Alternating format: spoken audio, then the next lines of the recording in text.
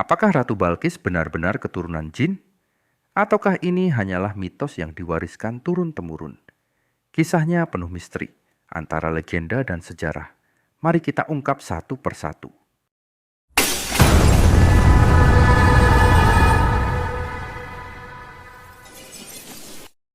Ada yang percaya bahwa Ratu Balkis bukan manusia biasa. Konon, darah jin mengalir dalam tubuhnya, menjadikannya lebih dari sekadar ratu. Bahkan, menurut riwayat Abu Hurairah, salah satu orang tuanya berasal dari bangsa jin. Beberapa cerita menyebutkan, ayahnya manusia, ibunya jin. Inilah yang membuat banyak orang percaya bahwa Balkis adalah makhluk setengah jin. Ada pula kisah yang menggambarkan fisiknya berbeda dari manusia biasa, seperti memiliki kaki menyerupai kuda dan betis berbulu lebat.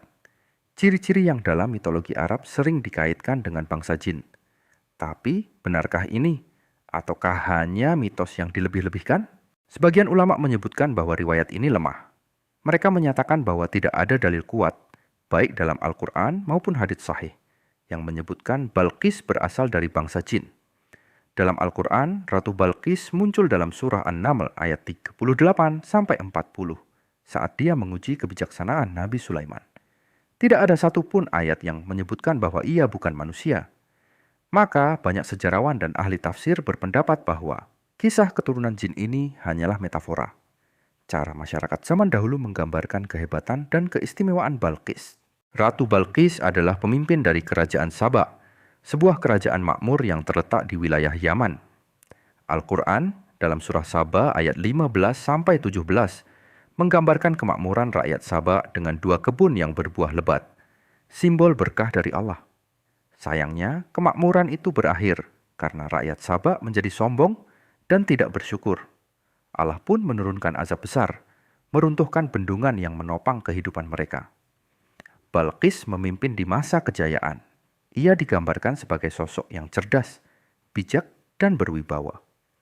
Dalam pertemuannya dengan Nabi Sulaiman, ia tidak hanya membawa hadiah, tapi juga menunjukkan kebesaran hatinya untuk menerima kebenaran. Ketika menerima surat dari Nabi Sulaiman, Balkis tidak gegabah. Ia mengadakan musyawarah, menunjukkan kedewasaan dan kebijaksanaan yang luar biasa. Ketika ia akhirnya menemui Sulaiman, ujian demi ujian ia hadapi, termasuk saat singgasananya dipindahkan secara gaib oleh jin Nabi Sulaiman. Namun Balkis tak gentar. Ia justru mengakui bahwa semua itu adalah tanda kekuasaan Allah. Dan disinilah titik balik terjadi. Ratu Balkis menyatakan keimanannya dan menerima ajaran tauhid. Cerita tentang Ibunda Balkis juga tak kalah misterius. Dalam beberapa versi, disebutkan bahwa ibunya adalah wanita jin yang sangat cantik, istri dari Raja Syarahil. Tapi ada pula versi lain yang menyatakan bahwa ibunya adalah wanita manusia biasa dari kalangan bangsawan, namun memiliki hubungan mistik dengan bangsa jin, mungkin melalui perjanjian atau ikatan khusus. Ada pula legenda tentang pengorbanan tragis yang dilakukan Ibunda Balkis terhadap anak laki-lakinya, simbol pilihan antara 2 dunia, jin dan manusia. Setelah Balkis memeluk ajaran tauhid dan rakyatnya pun mengikuti jalan kebenaran, kerajaan Saba mencapai masa keemasan spiritual. Namun sayangnya, setelah Balkis wafat, rakyat mulai berpaling kembali menyembah matahari, dan azab Allah pun turun. Bendungan Ma'rib runtuh, menghancurkan lahan, pertanian, dan kemakmuran mereka.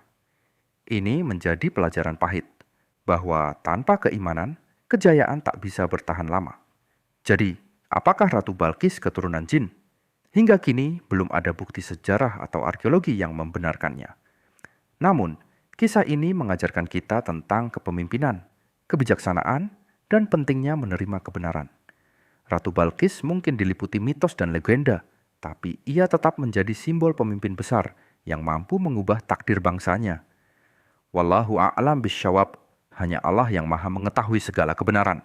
Terima kasih sudah menyimak cerita ini sampai akhir. Jangan lupa like, komentar, dan subscribe agar kamu tak ketinggalan kisah-kisah lainnya. Semoga rezekimu lancar dan hidupmu diberkahi. Wassalamualaikum warahmatullahi wabarakatuh.